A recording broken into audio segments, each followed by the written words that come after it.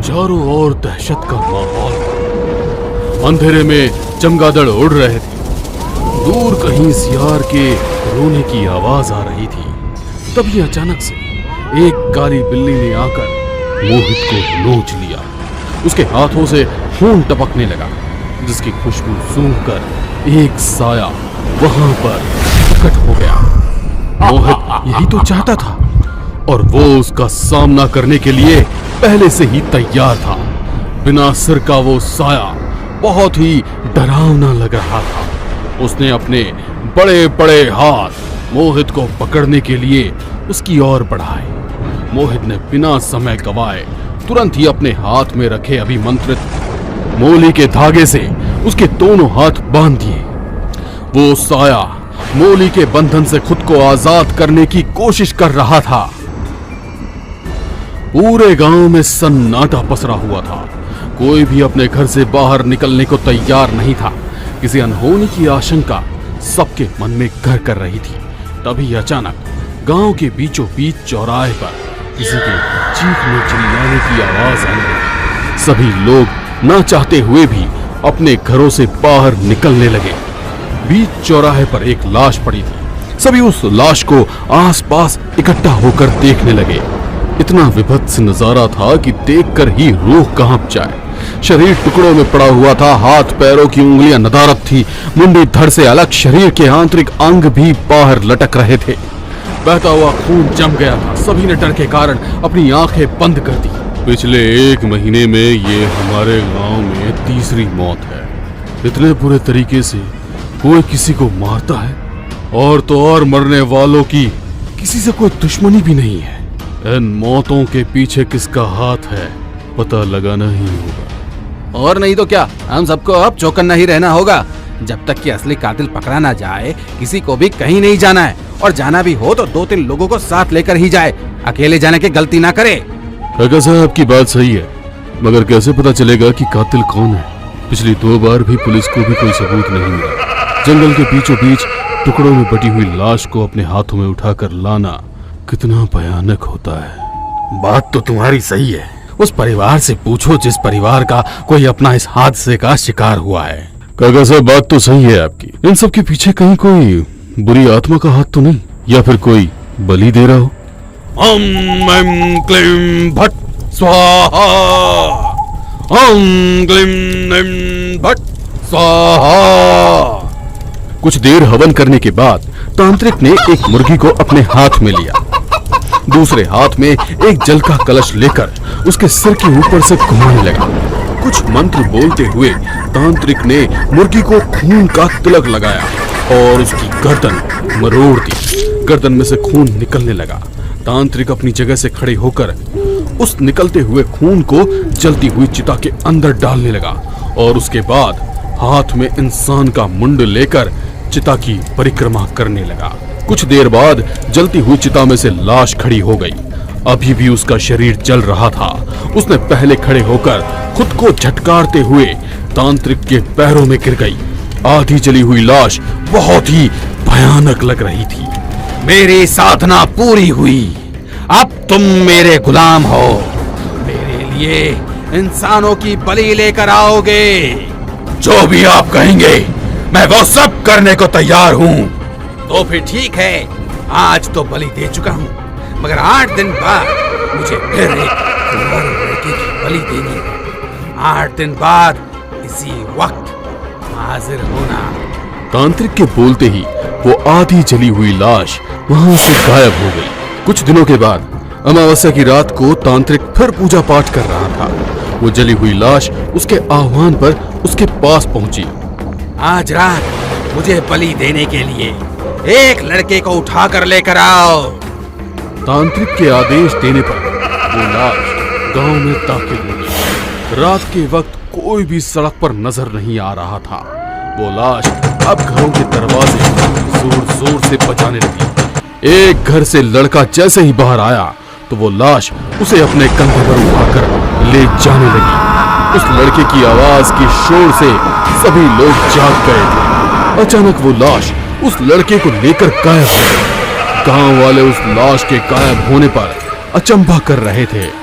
तभी एक बुजुर्ग बोला, हो ना हो, ये काम नदी के पार रहने वाले तांत्रिक का ही है। हम सबको चलकर उसे रंगे हाथों पकड़ना होगा, क्योंकि तुम लोगों ने शायद गौर नहीं किया, मगर मैंने देखा है ये लाश जो अभी मनोज के लड़के को उठाकर लेकर गई है ना, 8 दिन पहले हमारे गांव में मरे हुए रामदीन के भाई की है। बुजुर्ग की बात सुनकर गांव वाले सभी हैरानी से उसकी ओर देखने लगे।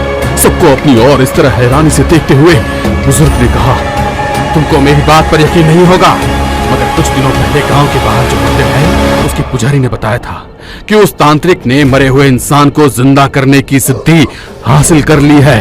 भाई तुम्हारी बात सही है, मगर इस तरह किसी सिद्धि के लिए यदि वो बलि दे रहा है तो कहीं ऐसा ना हो कि वो हम सब पर भारी पड़ जाए, और फिर उसके साथ तो एक मरा हुआ इंसान भी है, और उसकी सुरक्षा के लिए। बात तो तुम्हारी सही है, मगर यह मत भूलो कि हम लोग सच के साथ हैं, और सच का साथ तो ईश्वर भी देता है। हम लोग मां दुर्गा से रक्षा कवच लेकर जाएंगे। बुजुर्ग के कहने पर सभी लोग नदी के किनारे स्थित शमशान पर पहुंचे। वहां पर तांत्रिक और वो अधजली हुई लाश दोनों ही मौजूद थे।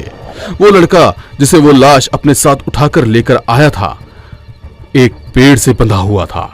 तांत्रिक हवन करने में व्यस्त था। सभी लोगों को अचानक इस तरह सामने देख वो लाश उन पर हमला करने लगी। गांव के पुजारी के पास अपनी और लोगों की सुरक्षा के लिए मंदिर का जो त्रिशूल था उनके पास, उससे उस लाश का वार रोक दिया। त्रिशूल से टकराकर उसका वार दोबारा उस पर ही गया। कुछ देर तक वो लाश पंडित से लड़ाई करती रही। उसके बाद पंडित जी ने त्रिशूल के वार से लाश का सिर धड़ से अलग कर दिया। इसी बीच कुछ लोगों ने जाकर तांत्रिक की पूजा में विघ्न डालने की कोशिश की, मगर तब तक वो अपनी पूजा खत्म करके बलि दे चुका था। मेरी पूजा पूरी हुई, अब केवल एक बलि और, फिर मैं अमर हो जाऊंगा। कहते हुए तांत्रिक जोर जोर से हंसने लगा। सभी लोग उसे देखकर डर रहे थे, मगर पुजारी जी आगे बढ़े और अपने हाथ में रखे त्रिशूल से उन्होंने उसका सिर धड़ से अलग कर दिया। वो तड़प कर गिर गया। उसकी मौत से गांव वाले बहुत ही खुश हो गए। अब उन्हें यकीन हो गया था कि गांव में किसी की भी बलि नहीं दी जाएगी, मगर ये सब उनका भ्रम था। गांव वाले जैसे ही शमशान के बाहर निकले, तांत्रिक का शरीर खड़ा हो गया, क्योंकि उसका सिर दुर्गा जी के त्रिशूल से अलग किया गया था, इसीलिए सिर धड़ से अलग ही था। वो बिना सिर के खड़ा था। पास ही में पड़ा उसका सिर जोर जोर से हंस रहा था। उसने बलि देकर अपने शरीर को अमर करने की कोशिश की थी, मगर उन आत्माओं का श्राप उसे लगा था, इसीलिए मरने के बाद भी उसकी आत्मा भटक रही थी। तांत्रिक की आत्मा उसके बस में नहीं थी और वो शैतान के कहने पर इंसानों की बलि दे रही थी। गांव में बलि नहीं रुकी। अगले 8 दिन के बाद एक और कुंवारे लड़के की बलि दी गई। गांव वालों को कुछ समझ नहीं आ रहा था, इन सब के पीछे आखिर किसका हाथ है। एक के बाद एक कुंवारे लड़कों की बलि दी जा रही थी। मोहित, जो अभी शहर से लौटा ही था, पैरानॉर्मल एक्टिविटी का स्पेशलिस्ट था। जब उसे ये सारी बातें पता चली तो वो उसकी तह तक जाने की कोशिश करने लगा। चारों ओर दहशत का माहौल था। अंधेरे में चमगादड़ उड़ रहे थे। दूर कहीं सियार के रोने की आवाज आ रही थी। तभी अचानक से एक काली बिल्ली ने आकर मोहित को नोच लिया। उसके हाथों से खून टपकने लगा, जिसकी खुशबू सूंघकर एक साया वहां पर प्रकट हो गया। मोहित यही तो चाहता था और वो उसका सामना करने के लिए पहले से ही तैयार था। बिना सिर का वो साया बहुत ही डरावना लग रहा था। उसने अपने बड़े बड़े हाथ मोहित को पकड़ने के लिए उसकी ओर बढ़ाए। मोहित ने बिना समय गवाए तुरंत ही अपने हाथ में रखे अभिमंत्रित मोली के धागे से उसके दोनों हाथ बांध दिए। वो साया मोली के बंधन से खुद को आजाद करने की कोशिश कर रहा था। मोहित आगे बढ़ा और उसने अपने पास रखी एक छोटी सी बोतल निकाली और उसका जल उसके ऊपर छिड़क दिया।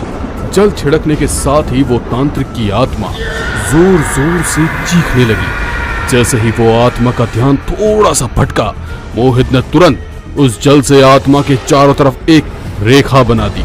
वो आत्मा उस घेरे में कैद हो गई। मोहित कुछ मंत्र उच्चारण कर उस शापित आत्मा की मुक्ति का प्रयत्न करने लगा। जैसे जैसे मोहित मंत्रोच्चारण कर रहा था, वो आत्मा धीरे धीरे हल्की होती जा रही थी। कुछ देर बाद वो मुक्त हो गई। उसकी मुक्ति होते ही तांत्रिक का सारा सामान एक एक करके जलने लगा। तांत्रिक ने और भी कुछ आत्माओं को बंदी बनाया था। वो सब मुक्त होकर मोहित के आसपास आ गई। क्या चाहिए आप लोगों को? हमें मुक्ति चाहिए थी, वो दिलाने के लिए आपका शुक्रिया। मोहित मुस्कुराकर उन आत्माओं को विदा करता है।